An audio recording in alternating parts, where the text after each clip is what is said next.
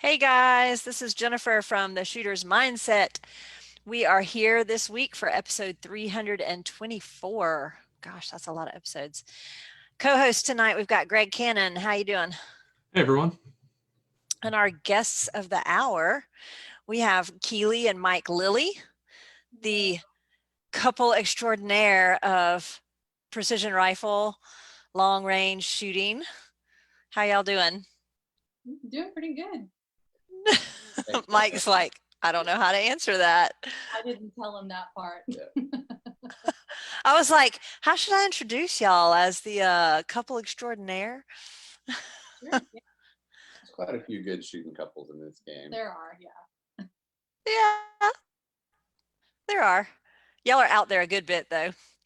Yeah. So for those that are unfamiliar with you, because I know y'all are like way northwest of where I'm from, tell us a little bit about yourselves, kind of individually, each of you, and how you got into shooting and then how you got into precision shooting. Sure. So I grew up in Texas. My dad was an avid outdoorsman and sportsman, so I learned how to shoot, in general at a pretty young age. Grew up around firearms.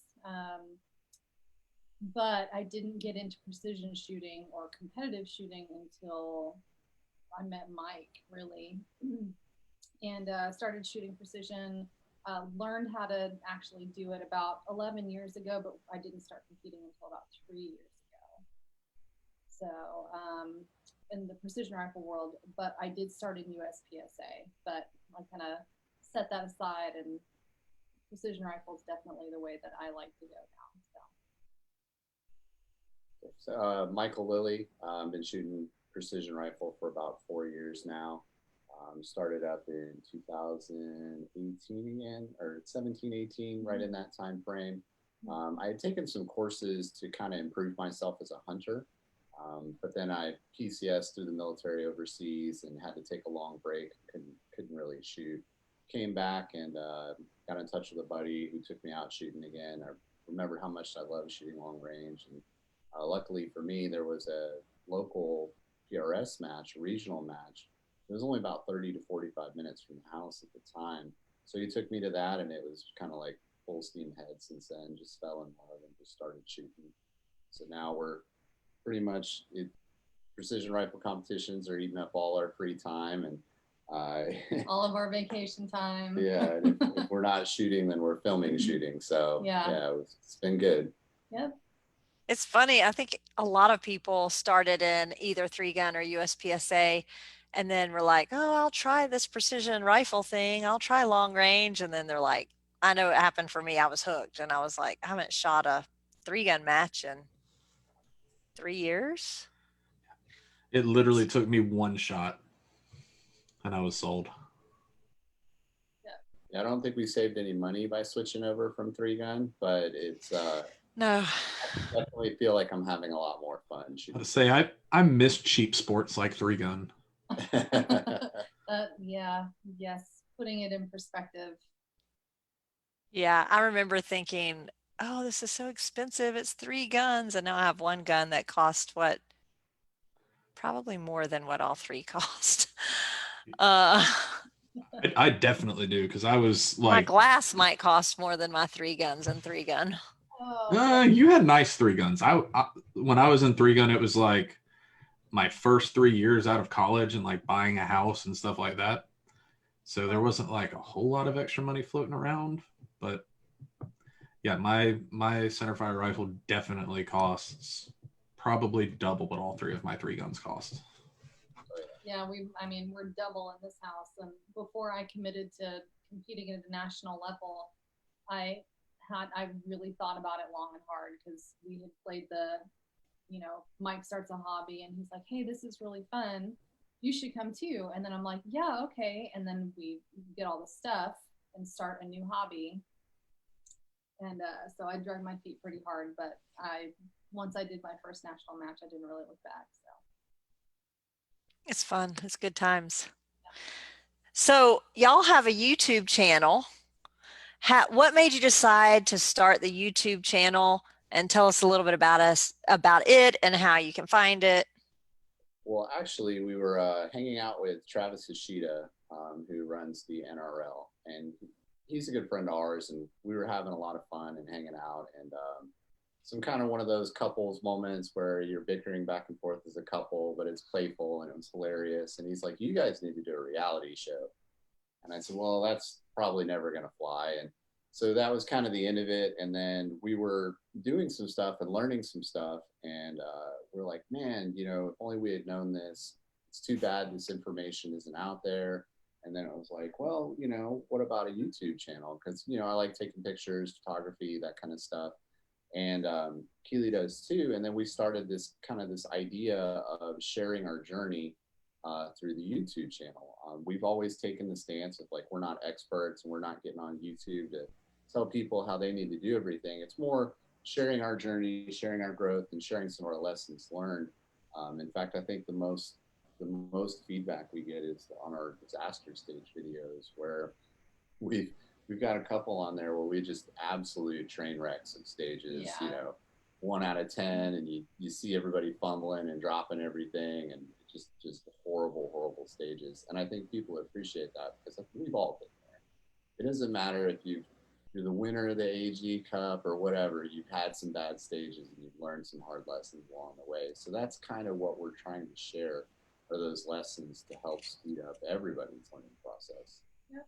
I think that's huge because so many times, like when I first started, if I did bad on a stage, I was embarrassed. I was like, you finish and you're like, was anybody watching? Because you feel like you're the only person that just zeroed a stage or the only person that only got a 1, and I shot a lot of times with like Regina and Ryan Hay, Paul Reed, all those people at first. And of course they're getting up there and getting 8s, 9s, 10s. And I would get up there and get like a 2. And I was like, I suck. But you feel like you're the only one. And then as I've done this more, I'm like, no, everybody, I see really good people at the AG Cup. Like you said, I watched some of the best 0 stages. So it's very interesting to kind of see that perspective. But everybody always posts, it's like Facebook in general. Everybody posts their best, right? Everybody posts the beautiful, happy family. The children are smiling and perfect. They don't post the one with the kids hanging from the ceiling and chocolate everywhere and mom's hair is everywhere and dad's yelling at everyone. That doesn't get posted. It's always the perfect stuff. And so I think shooting is the same way. So I really appreciate that y'all will put up your disaster stages. And yeah, I was actually, social media, Instagram posts of people shooting these amazing groups almost made me want to start a support group for PRS or NRL shooters that can't shoot groups, because I have amazing 4-round groups and then, the one over here, the one over there. But I never see that on Facebook. It's always like the one hole groups. My gun is amazing. Like, oh, here's a video of me cleaning a stage. And then you go to the score and then it's like their 50th. And you're like, well, what happened here? So yeah, for the longest time, I felt like, man, I can't shoot because I can't do these one hole groups everybody's doing. And I'm like, I'm not worried about it. I don't worry about it. Every time I shoot a group, I shoot a 5-round group and I have a nice, pretty 4 rounds. And then my 5th round every time is off to the side. I don't know why. Maybe I should stop at 4, but I'm stubborn and I'm like, no, I'm going to get a good 5-round group. And then I'm like, dang it.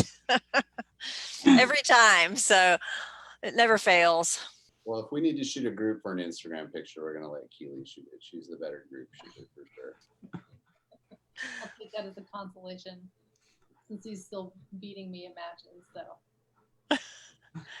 I was about to say, if you look at group sizes in between Jen and I, like, you'd think that I'm by far the better shooter, but like I have not been to the finale for the past 2 years like her. So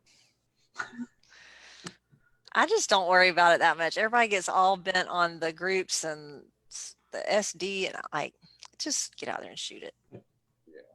Not that I want terrible stuff. I want it to, be decent, but if it's not, a SD of 2 and all in one hole, like, so be it. In our last video, actually, Scott Satterley, we're doing a video on brass prep, how to reload for precision rifle, and he tells a great story about Jake Vibbert, who was beating everybody, and he went out and shooting with him at the 0 range. Jake's got, a 1/2 inch, 3/4 inch group going, and Scott's like, "Are you shooting that?" And he's like, "Yeah, it's not really shooting great, but it'll be fine." He went out and won the match. So I think people just way overthink some things, and I think we way overcomplicate some things. And that's something that we're learning, as we go along, is that, you talk to some of the shooters who've been around a while and they've got all this experience, and they're like, yeah, it doesn't really matter that much. I'm still winning with this gun. And I'm like, that's good. I mean, because I've had some really great shooting guns, and I haven't won a national match yet. So, You mean the gun, the equipment doesn't do it for you? yeah, I tried to buy my way to the top, and it just hasn't happened yet. So, Man, yeah. it's that thing called practice. Dang it. I knew I was missing something. So what was your experience like coming into the sport as new shooters? You're both still relatively new, like last 3 years into PRS. So what was your experience like in coming to the sport, and how did that affect you doing the YouTube channel? So I think we were very, very lucky. The community, we live up in Western Washington. I think we are, unless you lived at like the southern tip of Florida, maybe. We're about as far from you as we could be. The group up here at the time was just the most friendly, salt of the earth. Oh, you don't have a bag? Use mine. Oh, you want to check out my scope here? Here's my rifle. Shoot a couple rounds. Like, it was amazing and a phenomenal, welcoming group. So we got really super lucky with that. And it was, again, just 30 to 45 minutes down the road. I had some friends that were into it, and I was very, very fortunate to have some kind of mentors that kind of walked me through some things and saved me a lot of heartache, because we see it all the time where a guy will show up and they're like, "Hey, it's my first match," and they don't know anything, they don't know what's going on, and they can get super frustrated if people aren't taking the time to help them out. And we were just really, really blessed to always have had that mentorship from people. And then as we've evolved and gotten better, picking up new mentors at different levels, and it really just helped us out. So for us, it's been nothing but great things. And I think that that's one of the big reasons that we like precision rifle more than some of the other shooting disciplines, is the people within the community just tend to be a lot more giving, a lot more, I'll just say genuine. I don't know if that's the right word. I'd agree with that. Yeah, I'd agree. It's instead of like USPSA, people can tend to be a little bit condescending, and I shot single stack in USPSA, and the amount of condescending advice that I would get from people was astronomical. And the type of advice that you get with precision rifle shooting is kind, and it's genuine. Like, people really want to help you. Hey man, you look like you're struggling,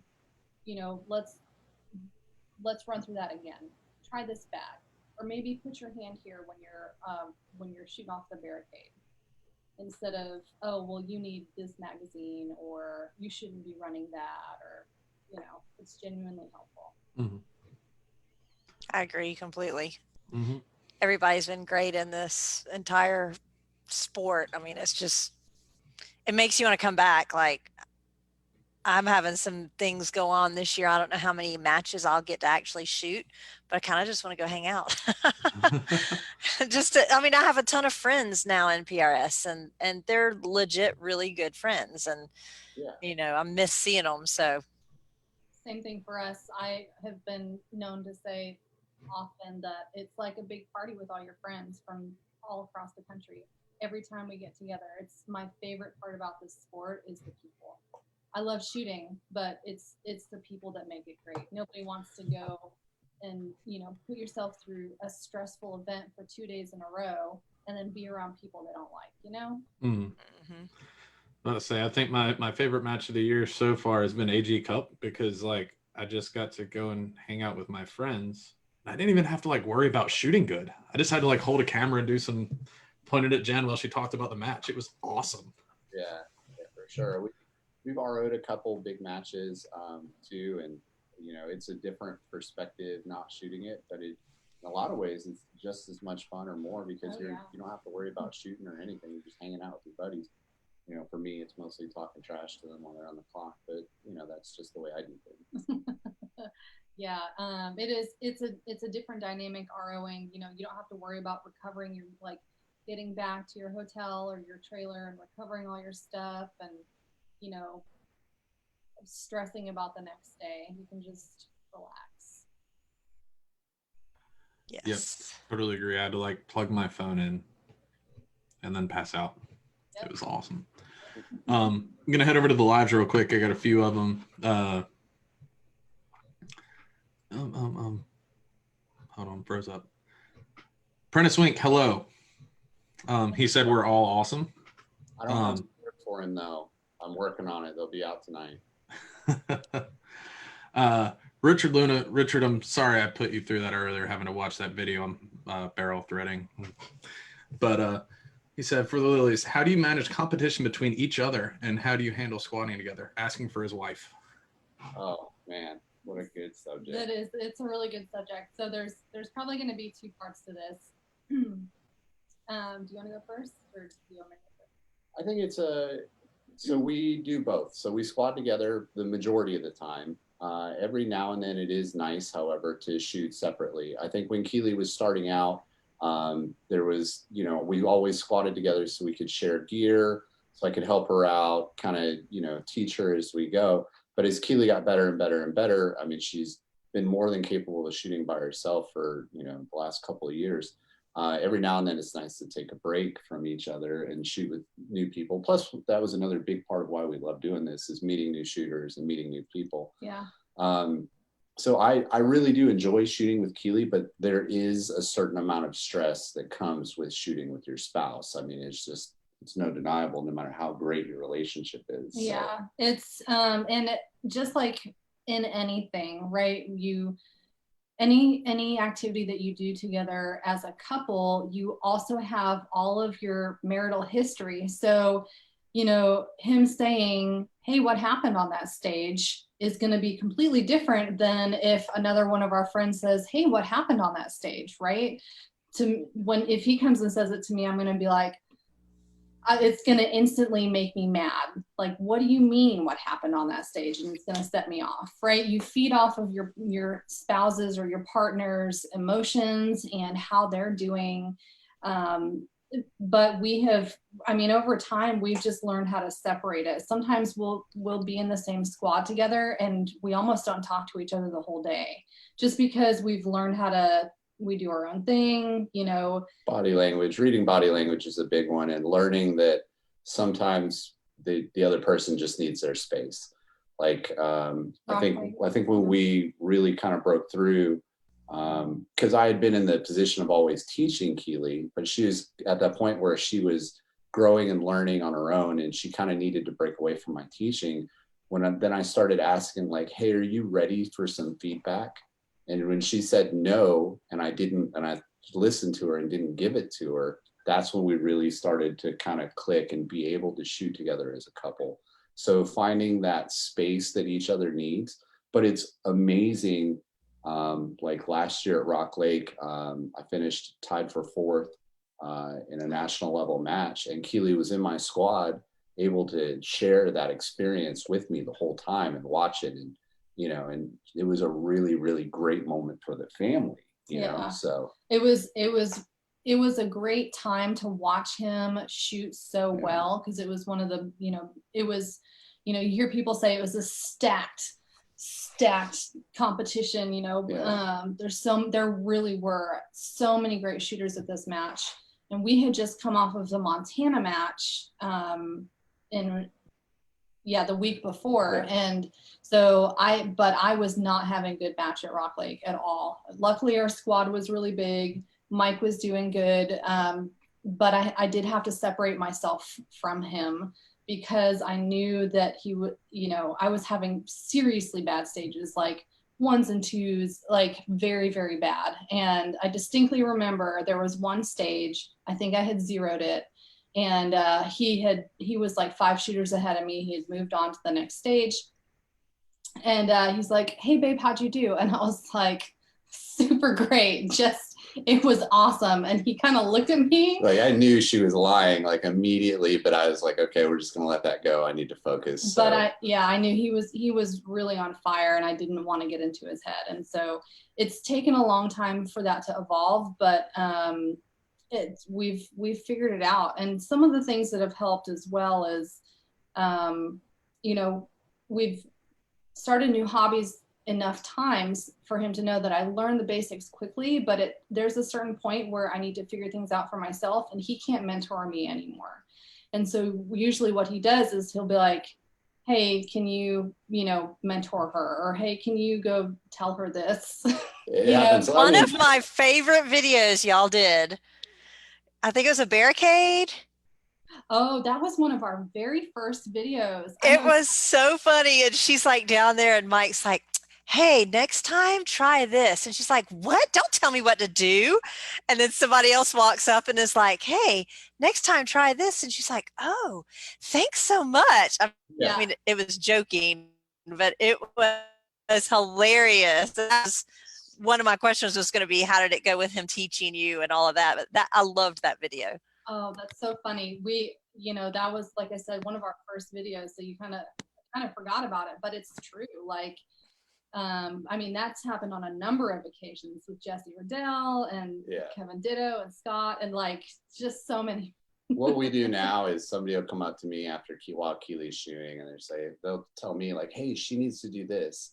And I will look right back at him and say, yeah, you should absolutely go tell her that. And I'll go the other way, because it's better if she doesn't get the coaching from me anymore. And if anything, we'll talk about it in the ride home, or we'll integrate it into our next practice session. But during the heat of a match is not the time. No, there are times that we'll come up to each other and say, hey, what are you thinking about this?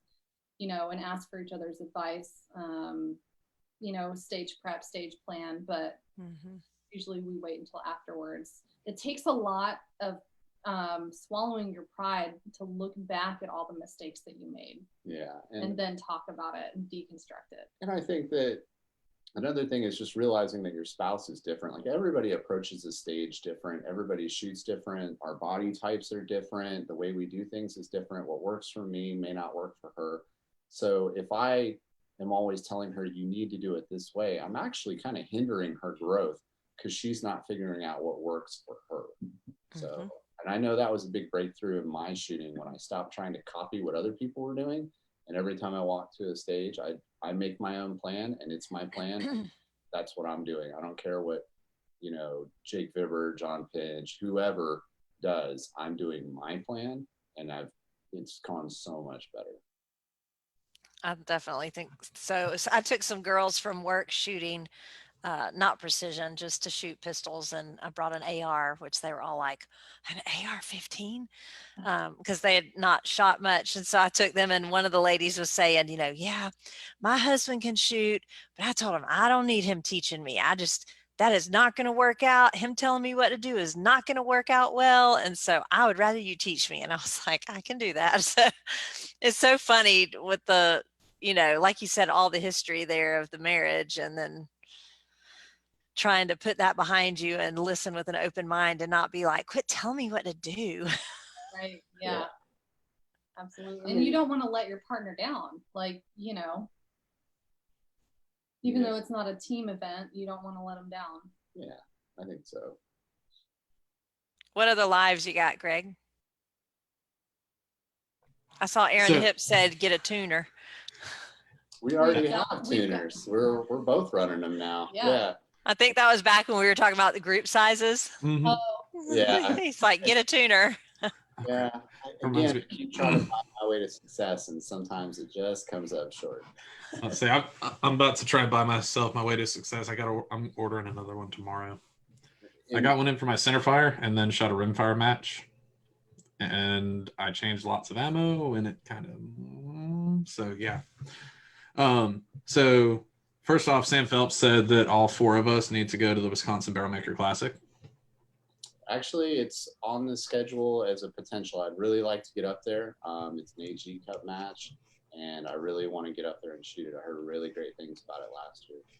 Unfortunately, due to work and COVID, I couldn't make it last year. It's on the list for sure. Sam, get me a GoFundMe for an airline ticket and I might come. Sam, give me a couch to crash on, and I'm good. Um, so Eric Lindbergh says that she carries you because she brings the snacks to the matches. That's not untrue. That's not untrue at all. Yeah, for those that have not ever shot with me or seen me at a match, I am the snack carrier and the cookie bringer. It's a fact. She brings cookies. All right, can we squad together in Wisconsin also? I'm 99% sure half of her batch bag is just snacks. That's kind of the way mine is too. But I like sometimes I don't want my snacks. Sometimes I could be kind of a child and like I'll have like 19 different snacks and someone pulls out something I don't have. I'm like, oh, that's all I want right now. It's like being in elementary school where you're like trading lunch, like things out of your lunchbox. Mm-hmm. We start trading cookies with primers. Oh yeah, I will send you some cookies if you send us some primers. You know, no, definitely don't need the cookies. I'm good. Rudy wants to know what your practice routine is like. Do you guys practice together, separate, with a trainer or not? So we do have a trainer. It's a 223 caliber trainer, and I run it without the brake, so I get a little more recoil out of it. I'm shooting the hard-hitting six dasher, so recoil's not really that big a deal anyway. Keely's trying six. She shot 6 Creed last year. Yeah. She'll probably shoot a little bit of that this year. And then 6 GT. Yeah, you're trying out 6 GT. So we do practice a lot together. And that's also kind of what helped was the genesis of the YouTube channel was we were filming our practices so we could go back and look at it and get feedback and kind of show the difference between what I was doing and what she was doing, because it's the hardest thing in the world is the self-critique when you're, behind the gun. And that kind of led to that.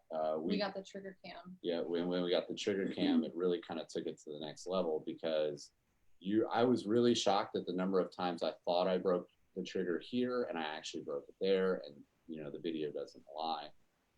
But back to our practice routines, we basically run a lot of barricade. Our home range only goes out to about 550 yards. Mm-hmm. So we work a lot of positional type stuff with the trainer. And then we have another spot we can go play in the wind, kind of up in the mountains where the wind's a little more and it's tricky. This year, actually, one of our new videos coming out here in the next month or so is a concise practice routine using the least amount of ammo possible because everybody's scrounging for components right now. A buddy of mine, Chris Way, started a project, the Craft Rifle Project, I think is what it's called. And he's a really data-driven, analytical mind with like a scientific background. And he's got these great targets that quantify your expected ability to hit a target. So what you do is you shoot from different positions and you can analyze your target and can tell you so from the low kneeling, for example, you can expect to hit a 2 MOA target. And it can be shot at 100 yards, so it's accessible for everybody. So I think we're going to do a little video on that. We don't really shoot a lot, I would say. No. We just try to do kind of meaningful, purposeful practice and take lessons learned from matches, whatever we struggled at with the match from, the week before or whatever, take that over and work on it at the next match. Yeah, Mike really drives that. He comes up with very intentional practice routines for us. We don't just show up to the range and shoot. We show up with intention. And that's for a couple of different reasons, but one of them is just to keep us on task because our time is short. We are busy people. So, and sometimes our range gets a little bit busy as well. So we would have to shoot at a public range. We don't have our own land or anything like that. So no, that's hard to get in Washington State. Yeah. So yeah, it's definitely tough, especially, I'm gone about 160 to 180 days a year every year. So trying to find a match schedule that works. It's the reason I didn't go to the PRS finale this year was I was not available. So that's y'all's training kind of routine. What advice would you give to a new shooter on training if they're like, I just don't know what to do, or I don't know where to start, or dry fire versus live fire? I would say get a mentor. Get somebody who's successful and who can steer you in the right direction, because if you're not training with intention, you're basically just slinging rounds down a range. And yes, you can learn from trial and error, but the cost of it is pretty high. Time for me is my most valuable resource. So everywhere you're at in the country, I guarantee there's good shooters there that can mentor you and kind of, take you through the motions. I definitely recommend always starting off with good quality instruction from a reputable instructor. Absolutely. And generally you can get practice routines from them. Most of them are good about if you reach out to them after you've taken a class from them, they'll generally steer you in the right direction. And then, not even new shooters, like we're going to go down to rifles only here in February, and we're going to take a class from Jacob Bynum, just because it's a great refresher for us. He's such a good instructor. Yeah. And even, a lot of the shooting community is all connected on Facebook, right? Or Instagram. We're all on social media. And so if you're unsure of what to do for a practice routine and you're a newer shooter or you're a mid-pack shooter, I've had people message me that I thought was on the same level as me saying, hey, what do you do for practice? Or what do you think I should do in this situation? And I'm like, I don't feel like I'm qualified to do that, but I'll answer your question and tell you what my experience is. I think a lot of people are really intimidated to ask other shooters, like, hey, what are you doing? Or like, hey, what do you recommend? Because it makes them, feel kind of, they're intimidated, for lack of a better way to put it. And I think that you shouldn't hesitate, just reach out. And then there's resources out there. There's all kinds of stuff, and you can get started on the right path instead of going, 20 miles the wrong way and then having to come back and then go the right way. Right. And we've all been there. None of us has ever started out as an expert. And that's one of the reasons we're doing the YouTube channel, is to show people that everybody starts somewhere and everybody has struggles, and it's okay to reach out and ask for help. We've literally all been there, all of us.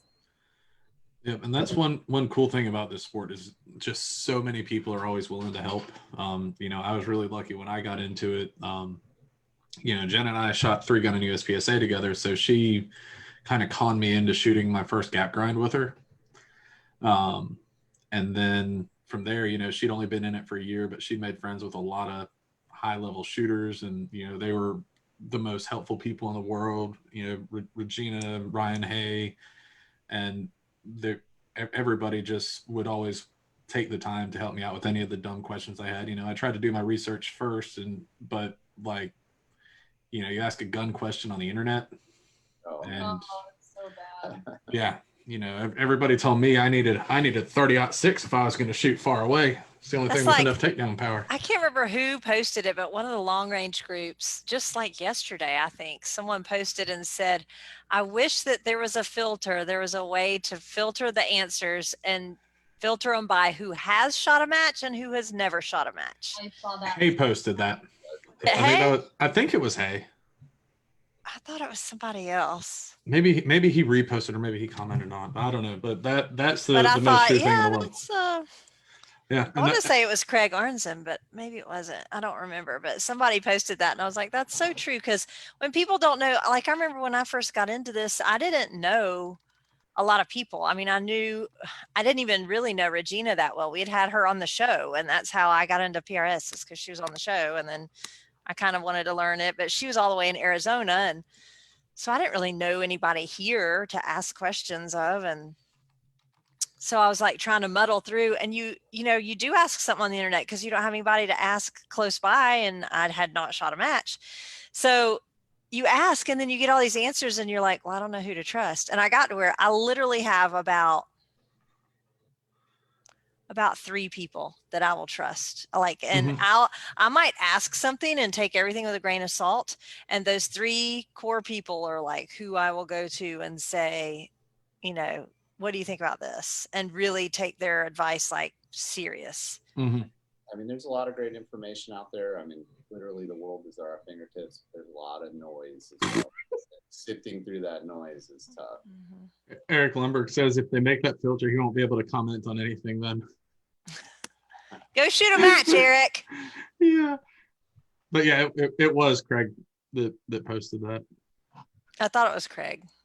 I thought I remembered that. But yeah, it's very true. I think having valuable, good resources out there to help beginners like y'all doing the YouTube is very, very helpful. I think it's funny too. Sometimes on the internet, there's not a lot, but some people criticize like I don't know if I feel like I am good enough to make a video yet, and people will be like, well, they're making videos and they're mid-pack shooters. But I really think there's a lot of knowledge. Like I have a lot of knowledge, I just can't execute it. I can teach somebody else and I know what I'm supposed to do. I'm just stubborn and I don't do it. So it's not that I have a lack of knowledge. There's a lot of things about fundamentals that I know, but I can't then produce it. Like I could take a dummy and like tell them what to do and have them do really, really well. And then I shoot the stage and I fall apart. So maybe I'm a better teacher than shooter. I don't know. But I just think it's funny how some people get so caught up on, well, you're not winning matches, so you can't do that. And when I was doing 3-gun, I shot for Carbon Arms, and he called me one day. He said, I want you to do a video on trigger control. And I was like, have you lost your mind? Have you seen my trigger control? And he's like, I want it to be relatable. And the people that get really, really good at trigger control aren't thinking about it anymore. And so they can't teach it. I know that you understand it. You still are struggling with executing it, but you understand it. And I want you to teach it at that level. And so I did a trigger control video and put it on their YouTube and all. And it got more people were like, thank you so much. I could really understand it more than, Yeah, and I think we don't take ourselves too seriously. Like we're totally okay with that. Like if somebody gets on there and comments that, for every person that comments that or says that, we get most of our interaction and comments in DMs or texts kind of behind the scenes because they don't want to put themselves out there publicly. But for every kind of negative, like whatever, it's always like, thank you. I've been terrified to ask that question. You asked it for me. Thank you. And it's just, again, you can't take yourself too seriously, and don't be afraid to put yourself out there. It's kind of like, and I'm hesitant to say this, but have you ever seen a dude who's like a 4 or 5, and he's with a woman who's a solid 10, and you look at that and you're like, how did that happen? And that happened because that dude who was a 4 or 5 had the confidence to just ask, hey, do you want to go out with me? And she's like, yeah, okay. And then it goes on from there, right? That is not the story of how we met, but I'm sure it's fun. I was waiting to hear my comment came out. Good quality stuff right there. That's hilarious. I love her analogy. Yeah. Oh my word. How can we get back on track? Okay. So talking about helping new shooters, how important do you think it is to get new shooters into the sport? I mean, I know I have my opinions and I kind of preach it from my soapbox about getting new shooters into the sport, but how important do you feel it is to keeping the sport alive, and how can we all help bring more people into the sport? In my opinion, it's everything. And I've had a lot of these conversations with, guys at the bottom of the pack all the way to the top guys in the nation. And, I feel like our sport is really at a crossroads. Like we've outgrown the grassroots stuff. There's a lot of prizes. There's a lot of money out there. There's, some pretty big sponsorships out there. But we're not like the PGA Tour either, where guys can go out and, make millions of dollars just shooting. I think that there's a group of people that want to get there, but you are never going to get there unless the sport gets huge. So you need new shooters. You need to bring people into the sport. The more people you bring into the sport, the better it is for everybody. At the PRS finale, I think it was 2 years ago, Tom Fuller gave a speech at the banquet dinner, and he talked about a rising tide raises all boats. And it's 100% true. Even if you look at the growth we've experienced since I came in 3 or 4 years ago, the quality of the equipment has grown tremendously. Yeah. The ability of the shooters have grown just massively because of information, and the sport has grown and it's gotten better, which has forced everybody else to get better. I think that if you were to take a mid-pack shooter, so I don't know what's the biggest match we had this year, like 300 some shooters. If you take the mid-pack shooter, the guy who's finished 150th, and you take him to one of those PRS events 10 years ago, I bet he's in the top 20. I bet he or she is right there with the top, because we've just grown and advanced so much, and everybody's getting so much better. Mm-hmm. And we're seeing guys coming into the sport, we haven't been in that long, but we're seeing guys come in after us, 2-3 years after us, and they're just shooting right to the top. Oh, Mm-hmm. yeah. Where did this person come from? Yeah, Adam Robinson. Yeah. Great example. Like Allison Zane, like that tiny little killer out of nowhere just started crushing everybody's souls, and like the sky's the limit for her. So yeah, great person too. We enjoyed meeting her and her dad. But I think that the broader your base is, the higher the peak can get. If that makes sense, if that analogy of like up here. That makes amazing sense. So yeah, I think new shooters are everything, and I think that if you love this sport, or if you have like an idea of this sport growing and becoming this professional type thing, if you're not spending a significant amount of your energy to growing the sport and bringing in new shooters, you're hurting yourself. Mm-hmm. I agree. And there's been a couple of times where so our local match that got us into this sport, we're struggling with it right now due to COVID, but our local match put more new shooters into the national level than probably any other club in, a lot of the West Coast. Just because of proximity to population. That, and I feel like we were really accessible. We had some really great shooters coming to our match a lot and fostering that new growth. And personally, I enjoy doing it. I love meeting new people. To Mike's detriment, I will talk to anybody at a national match. I will, literally anybody. Like, babe, we really have to go to the next stage. Like, I understand that's your new best friend, but like the entire squad has left us. But people remember when you're kind to them, and people remember the way that you treat them. And if they feel welcome, they're likely to come back.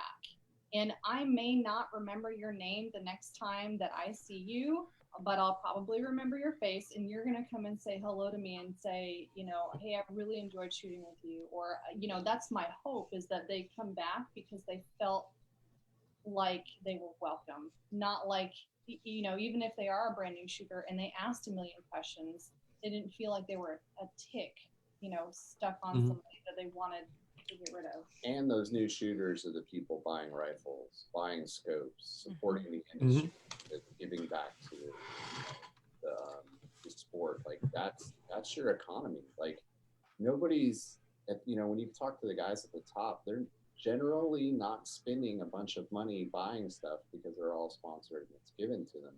The new shooters and the mid-pack shooters are what is economically driving this sport. Agreed. So I want to run over to a couple lives real quick, kind of pertaining to getting new shooters in the sport. Someone over here, Joey asks, how do we get new shooters into the sport when supplies are near impossible to find? And some of the answers that have been given up, a lot of answers saying, get into the 22s, because I was actually talking with Prentice right before this, and we kind of came to the conclusion that to shoot, it's a lot easier to find our $150 brick precision 22 ammo than it is to find a single primer or a box of 6mm projectile, something like that. What are y'all's thoughts on trying to get new shooters into the sport when it's impossible to find anything? That's super tough. Yeah, that's a hard question. It's really interesting that the tide has shifted to 22 to rimfire, because what was it, 5 or 6 years ago, there was a 22 shortage. You could not find 22 anywhere at all. But the 22 league is really exploding, and people, are getting into it because it's cheap. It's accessible. it's You can do it. accessible. You don't need a lot of land to shoot it. I think it's a fantastic idea. Whoever suggested the 22s, that's a really great suggestion. Another thing, like we talked about, is just maybe go RO a match, see what it's all about before you start investing money. And the other thing is, generally, I find people that either don't RO match, aren't around the sport, or don't get instruction. They typically spend money and then they regret the money they spent, and they have to go back and rebuy other stuff. I agree. And then usually, who was it? Marshawn RO'd a ton of matches. We have a good friend, Marshawn Hoprud. She RO'd a bunch of matches and before she started shooting. But ROing gets you in the door. People remember you when you come out again. More than likely, an experienced shooter is going to say, hey, do you, you've never shot a match? Do you want to get behind my gun and shoot a few rounds if they've got some left, right? Mm-hmm. I think she, through her ROing and RO prize table walks, was able to kind of start cobbling together her first rifle. Yep. So that helped out significantly. Yeah, that's real similar to what I did. I RO'd one match, and Phil Casson was really awesome and like really hooked up our ROs. And I started out with I'm poor. I'm not spending $9,000 on a rifle. I'm gonna start out with this $300 Remington 700 that works surprisingly well. But I started off, and with what he hooked us up with from the match, I was able to make that rifle match ready. Definitely learned a lot watching everybody shoot, watching mistakes people made.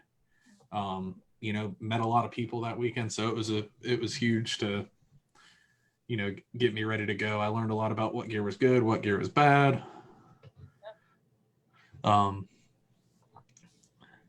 Chad Glasscock that asked how do you sign up to RO a match? I would say ask Chad Glasscock, because he probably knows the second most about that out of all of our viewers right now. Yeah, absolutely. Chad needs to get out and shoot. Yep. We talk about talking about Marshawn. She's a huge lobbyist and active in the politics of it, and I think that's another reason to get new shooters into it. Just like when I took the girls shooting on Saturday, they wanted to go and shoot pistols because they want to learn how to carry a gun, and so we did that. But then I was like, I brought this AR-15 for y'all to shoot, and they were like, what? And one of them was like, it's going to hurt my shoulder. I was like, no, it won't. And I said, I promise it's going to be the most fun. Like, it's the most fun you can have with your clothes on, I promise. And so they shot it, and they all loved it. And they were like, that's an AR-15. It's just the lack of knowledge there on what our guns are. Rifles, people see rifles and they're like, oh, that's whatever, and automatically think badly of it. And so I think the more we can expose people that are not around guns a lot to guns in a good light, and how they can be good, and I think that's another huge reason to try and get children. And that was one of the questions I had for you, Keely, is we're all passionate about getting more women into it. So how do you think we can get more women into this sport? Well, it's I get this question a lot, and that one is right up there with, how do I get my wife to come to the range with me? I love seeing you guys. Like, how do I get my wife to do it with me? We've kind of already gone through the shooting with your spouse thing. But it's, again, fostering a welcoming environment and taking the fear out of shooting the rifle, right? So where we live in Western Washington, it's incredibly liberal, like gun hating people everywhere, right? So, and again, I'm a friendly person, not just at matches, but everywhere. Like the coffee shop I go to, the grocery store I go to, the places that I frequent, the people know me there because I'm friendly. And, you end up striking up these conversations, and you talk about, oh, what are you doing this weekend? Oh, well, I'm gonna go shoot a rifle match. And people are shocked. Oh, you do that? Oh, do you have pictures? Yep, I sure do. And I show them, you know, my rifle and I talk about it. And it, what I get a lot is that rifle is so big. Doesn't it hurt you when you shoot it? Nope, it doesn't. It's, you know, don't be afraid to shoot it. Oh, I could never do that. Absolutely, you could. You absolutely could. Just because you're a woman doesn't mean that you can't shoot a gun as well as a man. And there are so many women and young ladies in this sport that are proving that by whipping so many men's butts. I mean, Allison Zane won an entire. I know, she's killing it. I think a lot of people don't. I think if you talk to a lot of professional instructors, they will tell you that women are typically better shots than men initially because they listen and they apply. Right. Yep. And as far as bringing more women into it, you know, you just have to be, in my opinion, be friendly about it, be open about it. But the other thing that comes into this, and this is my own personal thing that I dealt with, I didn't realize that I was as competitive as I am until I was doing precision rifle. And, you know, there's shows like The Bachelorette or The Bachelor where you have these women that are catty and they're fighting over stuff and they can't get along. And I think that in our sport, we're not like that. And I think that a lot of women have a bad taste in their mouth about being around other women in the sport. And so for me personally, I had to set aside any competitiveness and just bring out my friendliness and say, you know what, why don't you come to the range with me, and not be afraid to approach other women when I saw them in the gun store. I did that with her name is Rachel at a gun store. I just went up to her. She wasn't getting a lot of help from a man behind the gun counter. And I was like, hey, you know, I've been in your position. Do you, you know, what are you carrying? You know, do you shoot a lot? Is this your first time? Do you want to go to the range together? So that's a long way to say, be friendly. Be a good role model. Be a good role model. Mm-hmm. Ask your women friends to come to the range with you and say, hey, you really might like this. I do think the ladies in PRS are very, very supportive of each other. And I often will tell the guys whenever we're at a match and they're and I'm like, y'all talk about girls having drama. Like, the women in PRS have zero drama. We are not dramatic at all. We are all like rooting each other on. And then the dudes are over there like all this drama. And I'm like, guys, really? Come on. This is a game. Like, get over it. Right? Exactly. The women are way, way nicer and more supportive of each other than the men. The men are so much more catty. There's so much drama. It's so much drama. And we have our little women's Facebook Precision Rifle Ladies group. And we're like, do you guys see this drama? These guys are so dumb. Yeah, we do. We talk about y'all for being stupid. I was about to say, I've been at matches staying in a house with all females, and that's pretty much the truth. They're like, you know, these guys are bitching about this, these guys are bitching about that. It's real funny to watch. PRS is like high school with long guns sometimes, Eric said. Oh yeah. That's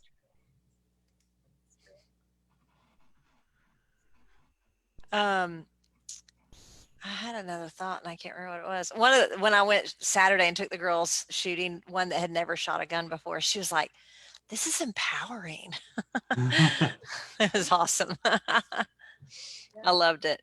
So let's talk about gear for a minute. Okay. What are some of your key things in your gear bag and on your rifle? And what are some of your favorites? Just talk about some of your gear a little bit. I'll let you go. Okay. Thanks. So in my bag, I did a YouTube video about what's in my bag. So some of my favorite things in my pack, in my match pack, are, number one is snacks. I always have snacks with me for two reasons. I'm a snacky person. I am like an every 2.5 hour eater. And right before the show started, I made myself some toast, and Mike was like, hey, like, we're about to start. Like, are you sure you can't wait? And I'm like, no, I can't wait. So snacks is number one. See, me and her could be friends. Yeah. We're definitely friends. Are we friends now? We can be friends. We're all right, cool. Yeah. So as far as like unusual things, things outside of my binos and typical things, I would say I have a nail kit in my bag. And I started carrying a nail kit in my bag when I was shooting USPSA because my fingernails would dig into the palm of my hand. But also, yeah, it was awful. But also, we were living in Tennessee at the time, and there's ticks. There's ticks in Tennessee, right? So Mm-hmm. you get a tick out, you need to tweezer. So that's my second favorite thing, and I would say I've lent some things in that nail kit to people more times than I can count. Gosh, I don't know. So are What we else? talking like equipment we use or just like outside of the normal stuff? So just kind of what's your favorite, whether it's something unique or just like, hey guys, like for me, I could say my Vortex Razor HD binos, like they're just freaking awesome. And it's amazing that I could see that clear out of any pair of binos. But then like something different that I carry, I found the teeniest, tiniest little roll of Teflon tape. It's about this big. Because every time when you're in the middle of a match and you hear someone yell, "Who's got Loctite?" because something keeps coming loose, Loctite does not work instantly. You put Loctite on, you let it sit for a couple hours.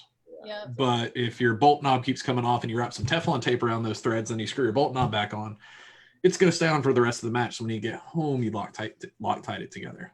Yeah. That's actually really good. That's a really good tip. I think a unique thing, especially currently up here in the Northwest and then where we shoot, Idaho, Montana, Wyoming, Utah, it gets pretty darn cold. And my favorite thing right now is my heated vest. Oh yeah, that's Oh, you're on Jen's level there. Yeah.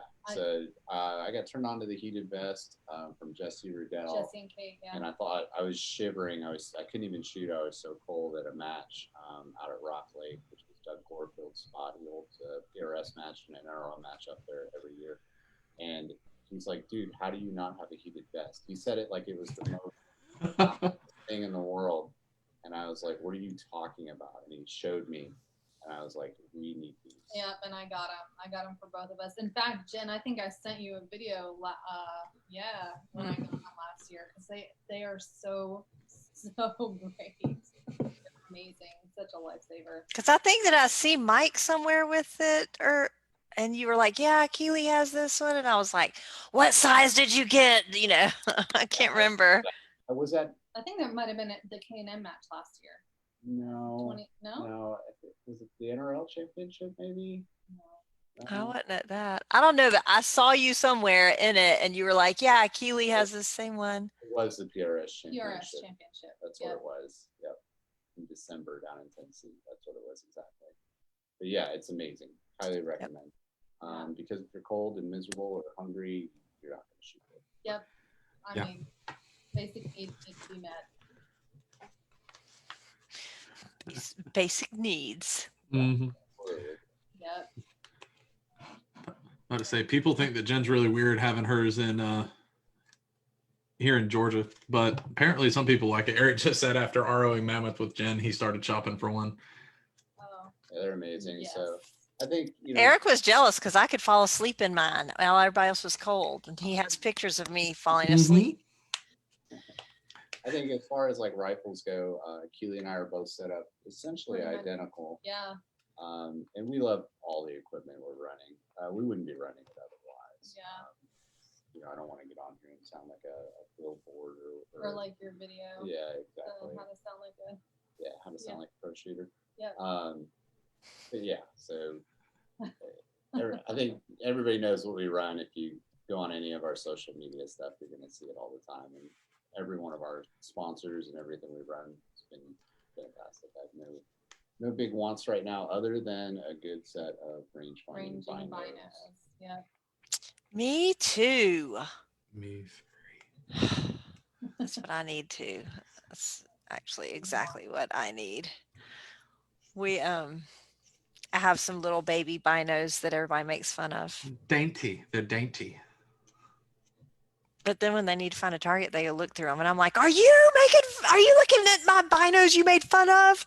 And they're like, So one of our goals this year for 2021 is to start shooting those NRL Hunter matches. It's a little bit different format, and range finding binos are going to be super critical to that. Yes. Yep. Yep. Let's say a while. Speaking of different kind of matches, Sean Murphy asked a while ago, are you guys training for Mammoth for 2022? Oh, Sean. So I have been approached about shooting Mammoth as well as the Sniper Adventure Challenge. Kind of waiting to see if I can fit it into the schedule. Again, Chris Way, who's an absolute animal physically, is somebody we're talking about getting together and shooting some team matches, but haven't finalized anything yet. Yeah, we have. And our schedule's getting pretty full. Pretty full, we've got especially a with work. big year-long calendar with all the matches, potential matches up on it. So. See, I've done that for the past 2 years. I need to get down and get started for this year because I'm drastically falling behind. If you do end up shooting Mammoth, let me know. It's a whopping 11 minutes from my house. So yeah, so Sean and his partner Greg have got quite the resume put together on winning team matches. So maybe I need to get with Chris. Maybe we need to get them a rep with mine. But to say, I think they're doing like a training too sometime. Yeah, I think I saw they posted that up. They're gonna do a training course. That would be awesome to attend, see how they're doing things. Because team matches are a whole different dynamic. And we get asked all the time, like, are you guys going to shoot team matches together? And it's no. Hard note. No. Hard pass. Yeah, our relationship does not need that kind of stress. No, I think it would be a matter of who's coming out alive. Yeah, I predict we would last one match. Maybe like 2 stages. Yeah. I was thinking one night of one match and it would be over. Yep. Yeah. I'm going to the truck. I'll see you when it's over. Yeah, you finish. Yeah. I'll see you later. Oh no, never. So what other goals do you guys have for 2021, both for yourselves individually as well as your YouTube channel? You go first. Okay, so last year I shot one AG Cup match with the intent of doing the AG Cup last year, and then had a really good finish, top 10 in an AG Cup match, and then work just kind of crapped all over my schedule, and I wasn't able to go, and I was deployed overseas for the AG Cup and the PRS finale, so I missed both of those. With the NRL moving their season around, which I actually really like that their championship is in the spring, early summer, because it opens up so many other locations. Like say Montana in the summer is amazing if you haven't been out there. And I'm tired of being cold at championships, actually. True. But so I wanted to shoot the NRL championship in May. I want to shoot the NRL Hunter Series and that championship. And I want to shoot the AG Cup and the PRS finale this year. So it's some ambitious goals. It's a lot of matches and a lot of travel. Unfortunately, where we live, to shoot any sort of PRS thing, I'm pretty much guaranteed to be getting on a plane. 3 times. Yeah, exactly. So I really want to do that. And I have some goals for placement as well. So. As far as me, I'm a mid-pack shooter, and I've had some really great performances last year. I had some personal bests, and so as far as my goals, I'm going to compete in NRL and then NRL Hunter. I might do a team match with Marshawn this year. We're trying to coordinate it. We're going to see how it goes. She's been asking me for the last 3 years to do it, and it's just never lined up. So maybe this year. But my goal is to just continue to grow on a steady path. I don't want to like jump to number 1. That's not my goal. I want to be consistent in my shooting and my competing, and make everything repeatable and just continue to learn, and then foster new people into the sport. Y'all have goals for the actual YouTube channel, things you definitely want to get out there this year? Or? I mean, we definitely have some videos we're we're trying to make. We run a list. I think this year you're going to see us go reaching out to experts in their field. Scott Satterley was the first kind of one of that era with his reloading. He is a very knowledgeable. He's quoted a lot. The Satterley method for load development has been around for a long time, and he's actually changed it, which is why we thought, well, we should put it out there that you changed it, because a lot of people are saying they're doing the Satterley method, and it's not what you do. And he's like, yeah, I know. So that's what I did that. So we're going to start doing that. Obviously, traveling all over the country again, filming and sharing. I don't think we have any goals like we want to hit, X number of people or whatever. We just want to continue to share and grow the journey, and then listen to the feedback that people are giving us, and kind of, and then keep giving back. Yeah, again, we're not. We'll never make, our goal isn't to like be rich from YouTube, which will never happen because of the YouTube's monetization works. But we have friends and family that live all over the world, and they're curious, and we have friends and family in this community, and if we can use YouTube as an outlet to share and then help other people along the way, then that's what we want to do. Yeah, that's really awesome goals. I mean, for us, we have a monstrous following. We got like 18,000 on YouTube. What is it? Almost 50,000 on Facebook or 60,000 on Facebook. But like, we make no money, but it's just awesome to be able to, put new shooters and, just shooters in general, have them be able to interact with everybody in the industry, to be able to put, Brian Litz on here and somebody types in a question and he answers it live. Like, that's just an awesome thing. And it's great to have the ability to do that and to be able to help out all the new shooters and, get people the information they need, get companies exposed to shooters, shooters exposed to companies, shooters exposed to other shooters. So it's really awesome to have other people working together to kind of try and, bring everybody together and share the wealth of knowledge. Absolutely. Yeah. It's all about. What are your first matches for the year?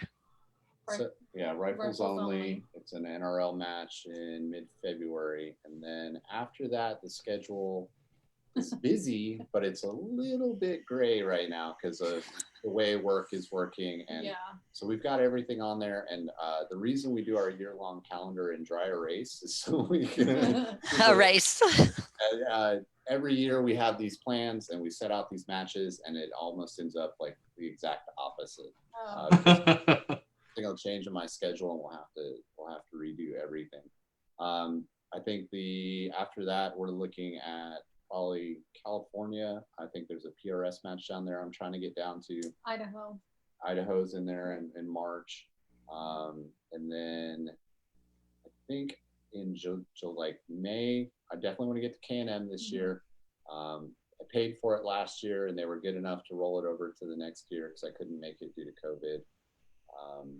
And then I think July is going to be a super busy month. Yeah, June and July.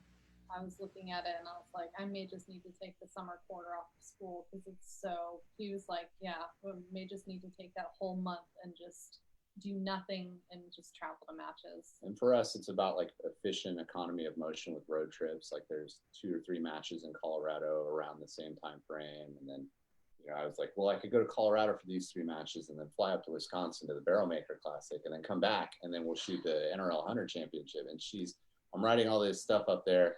And he's talking through it. Now I'm looking at him with she's just got this horrified look of like, you understand that we have a home that we have to come back to occasionally, right? That sounds absolutely awesome because like one of the things, I haven't traveled as far as, you guys don't have to travel far. You guys are in like the beautiful West. So everywhere you guys are shooting is awesome. But like for me, that's like one of my goals is to get out West someplace, shoot some of these crazy matches that I hear everybody talking about. Yeah. But, I realize even like I'll go to some pretty cool places, but like literally drive to train up day, shoot train up day, go back to the Airbnb, prep, and at the end of the match, drive 8 hours home, sleep for like 10 minutes, go to work in the morning. But it would be awesome to kind of plan a tour over a couple of weeks, you know, get a rental car, drive around, see some stuff. I definitely want to do some East Coast matches this year. Definitely want to do Can-Am. Trying to get out to War, again, it's all kind of up in the air with schedule. I definitely want to get some PRS matches in this year. We do actually. So you're talking about we have to travel actually quite a bit. Our closest national match is 5 hours away. So Exactly the same here. Yeah, we have one in our state. One. And then the states out here are pretty big. Yeah, there's nothing in Oregon. There's one match in Idaho, or there's a couple of matches in Idaho, but then we're looking at Montana, which is like a 12-hour drive, 9-hour drive for us. Mm-hmm. So Well, that's just to the western. that's Yeah. Exactly right. Montana's huge. Yeah. So a lot of flying for me this year, and I think a lot of road trips with Keeley and Camper and all those. Yeah, we bought a tow behind trailer specifically for precision rifle matches. I want to so bad. They're so nice. It's so nice to just kind of wake up and be at the match location Mm-hmm. and not have to drive 45 minutes out to somebody's ranch or whatever it is. You wake up, you make breakfast, and then you walk out the door, and it's great. I think if And we were during like- arbitration, go take a shower. Yeah. Yes. I think if we were independently wealthy, we would just have a massive RV and we would just travel the country shooting matches. That would be like the most amazing thing in the world. Like that's my retirement plan, I think. When I retire, I'm going to come up with some sort of little business that'll kind of run itself, buy an RV and just like drive around, hang out with my friends at matches. Yep, that's on the list of things. But we're going to have to retire with a lot more money in the bank because that is Yeah. not a cheap lifestyle No. either. Yeah. Is PRS a cheap lifestyle? No, it is I not. feel like NRL and PRS is not cheap. There's nothing cheap about precision rifle. And travel is super expensive. I'm just hoping that the nation kind of calms down with this whole COVID thing and start being able to travel more freely. I'd like the plane ticket prices to stay about the same though. Like That's true. they're pretty good right now. They are pretty good. It's still like the prices don't look that bad. And then you got to add 2 bags because you got to have a rifle and you got to have clothes. Then you got to have parking at the airport, then a rental car. Yep, it all adds up Adds up so fast. so fast. It's like, wow, that $100 plane ticket turned into like $500. Mm-hmm. Yeah. How did that happen? All these guys are like, I want to get my wife into precision rifle. Like, that's a great thing. Just be careful because it's expensive. Mm-hmm. I love it. So you guys said before that you guys have gotten into other hobbies together. What were your other hobbies before precision rifle? Most of them we've abandoned. So let's start with the very first one Mike introduced me to when we were dating was golf, Which I said. which he still plays, I was a but I don't. highly competitive golfer, and I don't know how to not be Competitive a person. golf. Yeah. Yeah. So golf, mountain bikes, snowboarding, Mhm. camping and hiking. I feel like there was for a while we were doing like off-road Jeep stuff, Fun stuff. and then USPSA, 3-gun. I think there was another one. Now it's YouTube. Yeah. Guns. Guns and YouTube. Yeah. Say I've had most of those hobbies, but yeah, pretty much like with how precision rifles kind of consumed my life. It's like, yeah, I think that I shot a pistol once last year, Mm-hmm. which is really bad. Like the whole point of USPSA was like, train, get used to the pistol and everything. And I'm hoping it's just kind of ingrained now because I don't really remember. And then, my hardcore off-road truck has turned into a drive to match truck. It got really muddy last weekend though. The match I shot was at this one side of the sign said mud run and the other side said rifle range.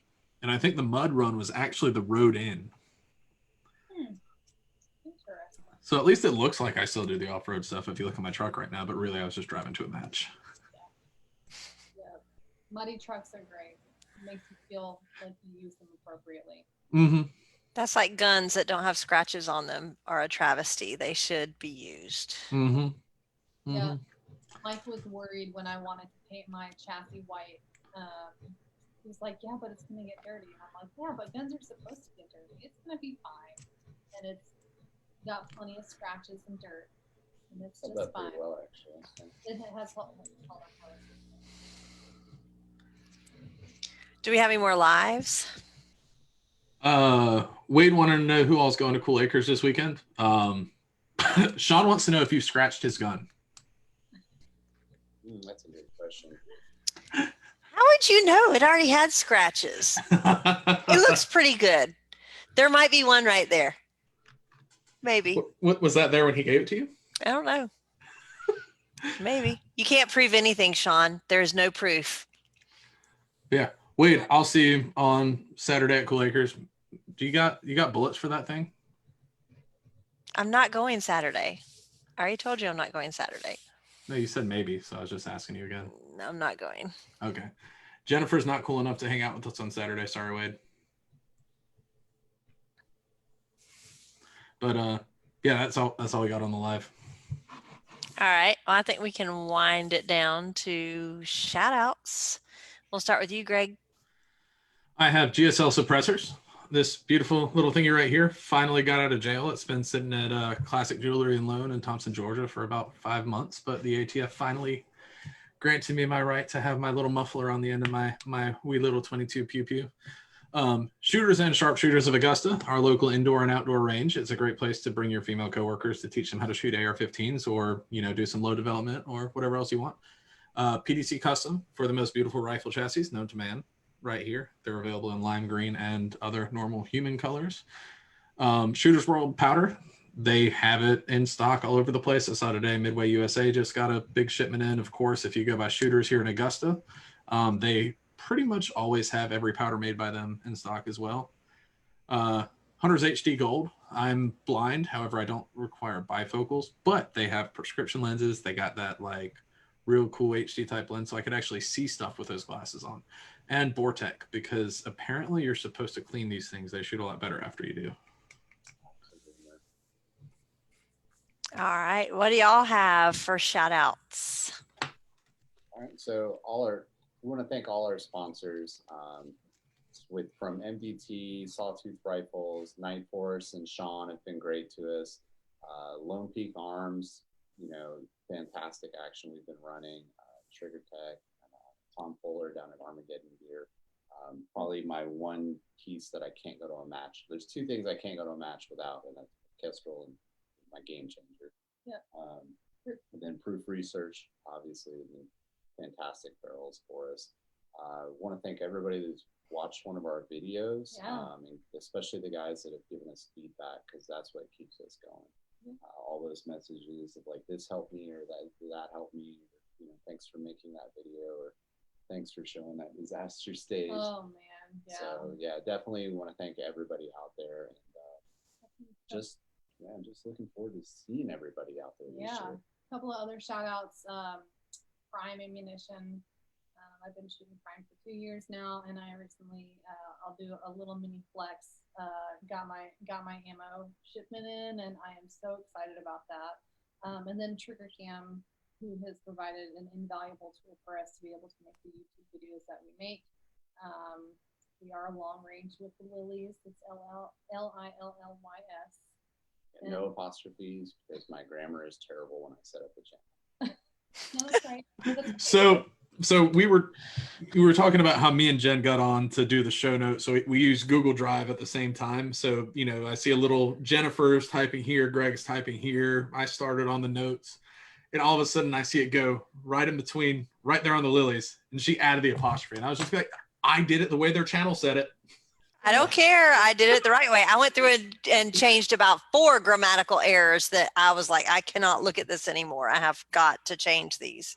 So I'm really big on grammar, but when you're pluralizing somebody's last name, there's never an apostrophe. It No. doesn't matter. So it is Lillys, no apostrophe. Miss It made the Seymour. squiggly line underneath of the Word document go away, though. I know. And well, I always wonder if it should be Lillies, which I don't know. No, because it's not my last. But that's not our last name. It's not our last name. Right. So yeah. It's one Lily, but two Lillys. Exactly. So does that make it BIES? Right. And If you do either one, it'll show up though. We did tweet about that. yeah. So right will show up. All right, so y'all, I went to Google and typed in pluralizing, and the first thing that comes up, pluralizing last names. Yep. Number one thing, and I think Christmas is still, not that far. All right, Merriam-Webster, we'll go there. A huge thing is every year something pops up on my feed. This is how you pluralize your last name, because people are signing cards from the Lillys. Some people have hard to pluralize last names. That is funny. Yep. Or you could just say from the Lilly family. And that's usually what we do. And then you would not have to worry about it. Yep. Work smarter, not harder. Yep. Jen, I'm just going to go ahead and say my grammar was right and yours was wrong, according to Merriam-Webster. I am glad that you care. I, however, do not. All I cared about was that squiggly line went away on the Word document that I was having to stare at. And Greg, I just wanted to point out that I think the rifle behind Jen, that chassis is the sexiest chassis in the world. Oh, I'm not sure there. It's cute, like NDT. Yours looks like I like the color. It reminds me of lime sherbet. Ooh, I would get me one of these instead of just having to borrow Sean's, except I'm broke. But Possession Yeah. is 9 cents of the law. True. it is. It is true. It is. Like, he texted me and was like, I'm glad to see my rifle still behind you and hasn't been pawned yet. And I'm like, oh no, it looks good behind me. It's not going anywhere. It's not going to your house either. What? Jen still speaks in Old English. That's what she learned going to school in the 1700s. Oh. Was that the kid who wrote that? I'm not going to say. I'm going to be nice. Harsh. Who wrote it? I bet you can go back on the Facebook Live later. I'll be able to look and see. Just say who it is. Well, part of it is I don't know how to say Stavros Agos. Yes, that's the kid. Oh, that's the kid? That's the kid. I Okay. knew it was him. You only wish you were as cool as me, kid. I might be old, but I'm cool. Yes, At least I'm not scared of spiders and scream like a girl. Just saying. Eric said, yup, it's Spider Boy. Mhm. So at Mammoth, since he wants to talk about my age, we'll talk about his spider fear. At Mammoth, he was terrified of spiders. And we were all ROing together, right? And so we're outside for 3 days. And he saw a spider and like turned into a little girl right there on the spot. And so about an hour later, I went over to him and I was like, oh my God, there's a spider on you. He screamed like a little girl and took off running, like, doing like this, okay? But what makes it even better is about 5 hours later, I did the same exact thing again and got the same exact response. Oh, man. Mhm. That's cold-blooded. It was pretty awesome. So I called him the kid all weekend. I know his name's Steven, but I called him the kid. That's why you don't pick fights with the show host. That's right. And you don't pick fights with nurses because we pick the size of your needle and your catheter, but that's the right. point. I mean, it's true. All right. Shout outs for me. I am paring down this year. And so my shout outs are going to be to Sharpshooters of Augusta and Shooters of Augusta because they've always been good to me for 6 years and I love them dearly. And to Sean Murphy. I'm on the Sean Murphy Indigent Sponsorship Program and shooting program. this right now. So That's a Yes. good program. it is a good program. I'm sure I'm going to owe him a big bill at some point in life for all that he has helped me with. So that's all right. I won't scratch it, I promise. But anyway, and then we just want to shout out to y'all for coming on for like 2 hours of your night and spending your evening with us. We've enjoyed it so much. Sean is actually the one that reached out and was like, "Have you ever had him on?" And I was like, "No." And I totally have talked to Keely 100 times on Facebook and shot with Mike. And so, yeah, we totally should have him on. So that was a great show to get y'all on here and just kind of talk about what y'all do. And thank you for helping being an ambassador to get new shooters into this sport, because I think that's what a lot of us, I know that's for me a big part of wanting to kind of help grow the sport. So Yeah, absolutely. The sport's been so good to us. Yeah, that's how we give back. So Yeah. it's been good. And thank you, Sean, for recommending us, and thank you guys for having us on. We really enjoy it. It's I love talking to people in general, like I've said 3 times. So this is fun for me. We've never met in person, and I can't wait for the day that we get to shoot together. So I know we have got to Wisconsin. make it happen sometime. Yeah, well, unless Beam Me Up Scotty can get me there, we'll see. But anyway, Road trip. so that is going to be a wrap for episode 324. And we'll see y'all next week. bye, y'all.